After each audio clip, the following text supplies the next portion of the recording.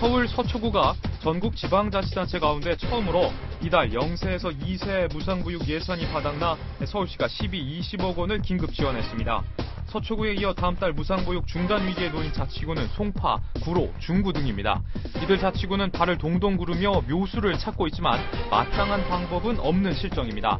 0세에서 2세 아동들의 무조건적인 무상 지원에 집에서 아이를 기르던 전업주부마저 모두 어린이집에 아이들을 맡겨 결국 예산 구멍을 초래했다는 비판의 목소리가 점차 높아지고 있습니다. 네, 동아일보 경제부의 박중현 차장 나와 있습니다. 안녕하세요. 예, 안녕하십니까? 예, 어떻게 지금 이제 화면에도 나왔었습니다만 이게 지금 어떻게 되는 겁니까? 왜 갑자기 줄인다는 거죠? 예, 사실 그저께 기획재정부의 김동연 차관이 기자들을 만나가지고 일부 한 발언으로 약간 예고가 돼 있는 분위기는 약간 전달이 돼 있었는데요. 어제 기획재정부가 공식 브리핑을 통해서 그 내용을 발표를 했습니다. 주요 내용은 바로 0-2세 영아 보육에 대한 선별적 지원을 검토하겠다.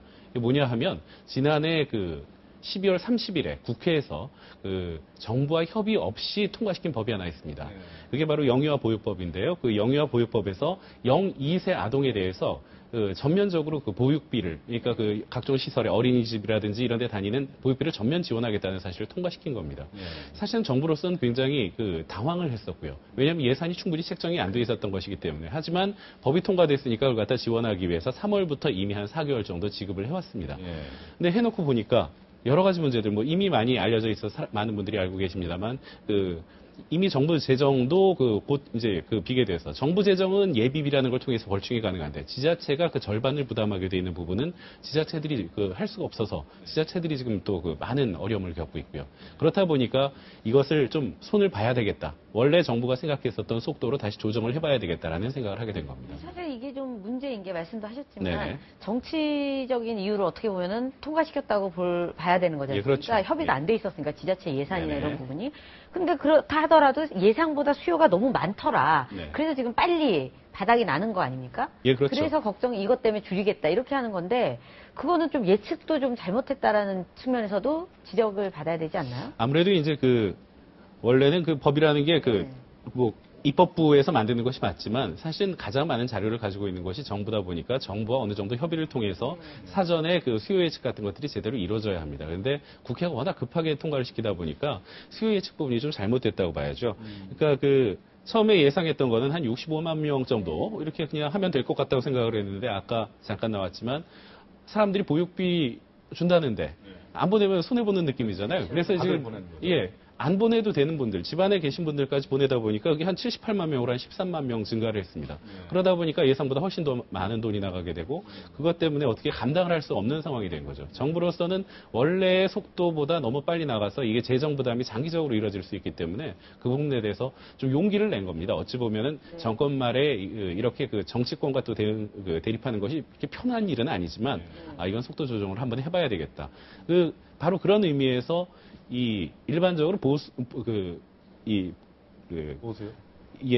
복지 혜택이라는 게 한 번 만들어지고 나면은 수혜자들이 기본적으로 저항을 하기 때문에 줄이기가 어렵거든요. 그렇죠. 그런데 이 정부가 한번 용기를 내서 그걸 갖다 좀 줄여보겠다라고 지금 나선 건데요. 예.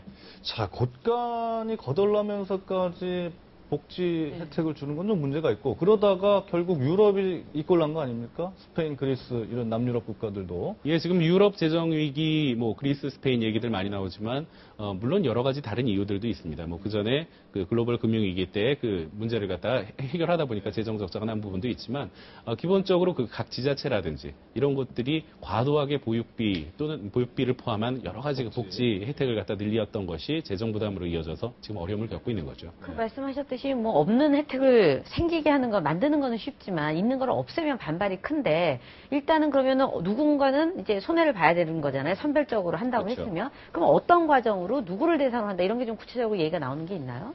아직까지 지금 정부는 이번에 방침만 발표를 하고 9월 이제 국회 예산을 제출할 때 그때까지 좀 어떻게 줄여보겠다 이런 부분을 갖다 지금 설명을 하겠다는 건데요. 그러니까 일단 내용은 대강 정부가 가지고 있는 보관은 그렇습니다. 만 3, 4세 지금 보육료 전액 지원을 갖다가 실은 0, 2세 부분을 갖다 지금 전 계층을 지원을 하고 있는데 그것을 갖다가 지금 올해 3, 4세는 소득 하위 70%를 지원하거든요. 네. 그것과 좀 비슷한 수준으로 줄여볼까? 아니면은 그러니까 아주 부유층만 좀 제외를 한다는 의미에서 한 90% 정도로 줄여볼까? 이런 여러 가지 안들을 갖다 생각하고 있는 겁니다. 예, 뭐 정치권에서도 이제 선거를 앞두고 상당히 논란일 것 같아요. 어떻게 전망하십니까? 예, 그렇죠. 이미 지난 총선 과정에서 새누리당의 경우에는 지금 현재 무상보육에서 더 나가서 전 계층 0, 5세 아동에게 보육비가 아니라 집에서 아이를 키우는 사람한테도 지급하는 아동 수당을 전부 지급하겠다고 이미 약속을 했습니다. 그리고 민주통합당도 전 계층 무상보육과 또 거기다 무상급식까지 이미 약속을 한 상태이고요. 그러다 보니까 어제 당장 기획재정부의 이런 발표에 대해서 새누리당 측이 당장 우리는 그거 아니다. 총선 약속 지키겠다라는 식의 입장을 발표를 했죠. 예. 아무튼 마음 놓고 좀 애들 키울 수 있는 그런 환경이 조성됐으면 좋겠는데 또 국가의 재정도, 지자체 재정도 문제니까 합리적인 묘안을 짜냈으면 좋겠습니다.